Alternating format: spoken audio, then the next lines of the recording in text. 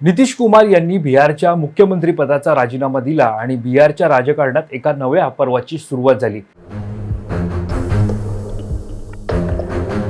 लालू प्रसाद यादव आणि नितीश कुमार या दोन नेत्यांभोवती बिहारचं राजकारण गेली 4 दशकं फिरत होतं।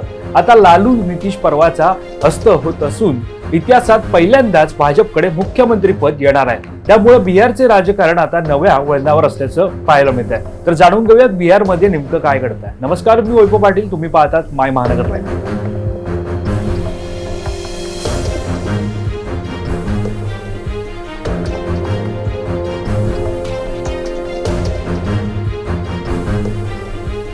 इतिहासात पहिल्यांदाच बिहारमध्ये भाजपचा मुख्यमंत्री झाला असून विद्यमान उपमुख्यमंत्री सम्राट चौधरी यांची मुख्यमंत्रीपदी निवड करण्यात आली आहे। भाजपच्या विधिमंडळ नेतेपदी त्यांच्या निवडीची घोषणा शिवराज सिंग चौहान यांनी केली। त्यानंतर सम्राट चौधरी यांनी बिहारचे मुख्यमंत्री म्हणून शपथ घेतली। मैं सम्राट चौधरी ईश्वर की शपथ लेता हूँ कि मैं विधि द्वारा स्थापित भारत के संविधान के प्रति सच्ची श्रद्धा और निष्ठा रखूंगा। 2000 साली पहिल्यांदा मुख्यमंत्री बनलेल्या नितीश कुमारांची बिहारमधील राजकीय इनिंग आता संपुष्टात आली आहे। त्यांनी राज्यसभेत जाण्याचा निर्णय घेतल्यानंतर मुख्यमंत्रीपद भाजपकडे जाणं निश्चित झालं होतं। डॉक्टर बाबासाहेब आंबेडकर यांच्या जयंतीदिनी हा राजीनामा देत औपचारिकता पूर्ण करण्यात आली। सम्राट चौधरी यांची राजकीय कारकीर्द लक्षवेधी आहे। ते बिहारचे उपमुख्यमंत्री आणि गृहमंत्री राहिले आहेत। तारापूर मतदारसंघातून ते आमदार असून परबत्ता मतदारसंघातून 2 वेळा निवडून आले आहेत। ते 2 वेळा विधान परिषद सदस्य राहिले असून माजी मंत्री शकुनी चौधरी यांचे पुत्र आहेत। त्यांनी राबडी देवी यांच्या सरकारमध्ये मंत्री म्हणून काम केलं आहे। 2018 मध्ये त्यांनी राष्ट्रीय जनता दल सोडून भाजपमध्ये प्रवेश केला। भाजपमध्ये गेल्यावर त्यांची राजकीय भरभराट झाली। भाजपमध्ये प्रवेश करून त्यांना अवघी 8 वर्षे झाली आहेत। या कालावधीत त्यांनी पक्षात आपलं स्थान भक्कम केलं। पक्षातील दिग्गजांना मागे टाकत त्यांनी मुख्यमंत्री पद मिळवलं।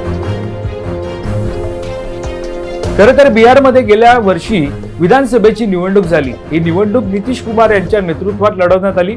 निवडणूक प्रचारात केंद्रीय गृहमंत्री अमित शाह देखील सक्रिय होते।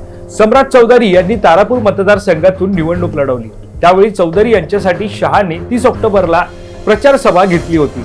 सम्राटजींना निवडून द्या, मोदीजी यांना मोठा माणूस बनवतील अशा शब्दात त्यावेळी शहांनी उपस्थितांना आवाहन केलं होतं। त्यामुळे सत्ता आल्यास चौधरी यांना मुख्यमंत्रीपद मिळेल असे तर्कवितर्क लढवले गेले। नितीश कुमार यांच्या नेतृत्वात एनडीएनं दणदणीत विजय मिळवला। यानंतर कुमार यांनीच मुख्यमंत्री पदाची शपथ घेतली। सम्राट चौधरी उपमुख्यमंत्री पदीच कायम राहिले। पण अवघ्या 5 महिन्यात राजकीय गणितं बदलली। नितीश कुमार यांनी मुख्यमंत्री पदाचा राजीनामा देत दिल्लीचा रस्ता धरला। त्यामुळे बिहारमध्ये भाजपचा मुख्यमंत्री बसण्याचा मार्ग मोकळा झाला। भाजपने यासाठी चौधरी यांची निवड केली। त्यामुळे अमित शहाचे शब्द खरे ठरल्याची चर्चा आता सुरू झाली आहे। गेल्या 40 वर्षांपासून बिहारचे राजकारण लालू प्रसाद यादव आणि नितीश कुमार यांच्या भोवती फिरत होतं। दोघेही जयप्रकाश नारायण यांच्या विचारसरणीतून पुढे आले होते। आता या दोन्ही नेत्यांचे वर्चस्व संपत असून बिहारमध्ये नव्या नेतृत्वाचा उदय होत आहे।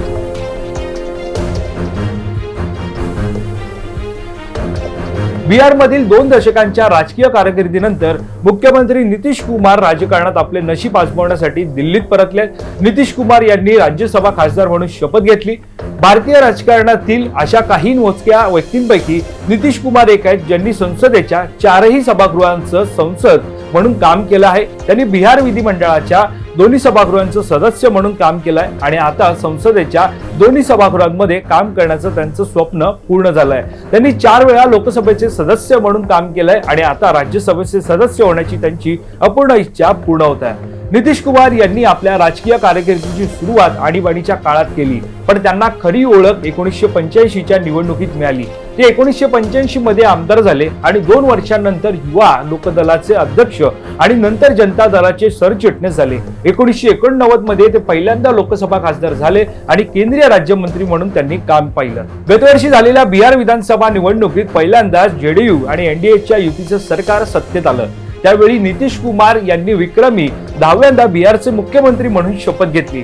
भाजप नेते सम्राट चौधरी आणि विजय कुमार सिन्हा यांनी दुसऱ्यांदा उपमुख्यमंत्री पदाची शपथ घेतली।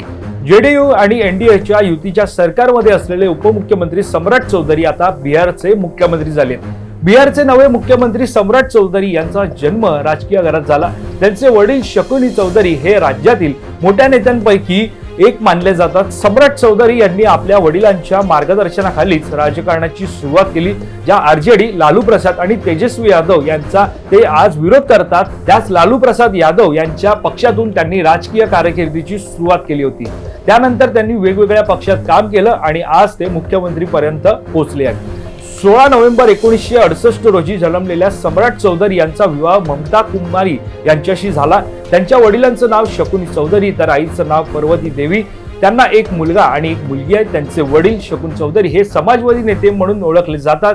ते एकेकाळी लालू प्रसाद यादव यांचे जवळचे सहकारी होते. नंतर त्यांनी आपली राजकीय दिशा बदलून नितीश कुमार यांच्या सोबत काम केलं. सम्राट चौधरी 19व्या वर्षी मंत्री बनले होते. मात्र त्यानंतर मंत्रिमंडळातून त्यांना बडतर्फ करण्यात आलं होतं. त्यांच्या वयासंबंधीच्या वादामुळे त्यांची मंत्रिमंडळातून हकालपट्टी झाली होती. त्यावेळी ते आरजेडी सरकारमध्ये कृषी राज्यमंत्री होते. असंही म्हटलं जातं की त्यांच्यासाठी खास विभागही तयार करण्यात आला होता. महत्वाची बाब म्हणजे ज्या भारतीय जनता पक्षाने त्यांना मुख्यमंत्री बनवण्याचा निर्णय घेतला, त्याच भाजपनं त्यावेळी त्यांच्या वयावर आक्षेप घेतला होता. कमी वयामुळे राज्यपालांनी त्यांना पदावरून हटवलं होतं. मात्र नंतर सम्राट चौधरी भाजपमध्ये सामील झाले आणि त्यांनी स्वतःची वेगळी ओळख निर्माण केली. सम्राट चौधरी हे मंत्रिमंडळातून बडतर्फ झाल्यानंतर मुख्यमंत्री पदापर्यंत पोहोचणारे ते कदाचित पहिलेच नेते असावेत. बिहारमध्ये ते दुसरे असे नेते ठरले जे आधी उपमुख्यमंत्री होते आणि नंतर मुख्यमंत्री झाले. यापूर्वी फक्त कर्पूरी ठाकूर यांनी हा विक्रम केला होता. मात्र सुशील कुमार मोदी, तारकिशोर प्रसाद, विजय कुमार सिन्हा आणि तेजस्वी यादव यांना हा विक्रम करता आलेला नाही. तसेच पहिल्या महिला उपमुख्यमंत्री रेणुदेवी यांनाही मुख्यमंत्री होता आलेलं नाही. तर तुम्हाला ही माहिती कशी वाटली हे आम्हाला कमेंट करून नक्की कळवा आणि या संदर्भातली अधिकची माहिती जाणून घेण्यासाठी तुम्ही माय महानगर लाईव्हला सबस्क्राईब करायला विसरू नका. धन्यवाद.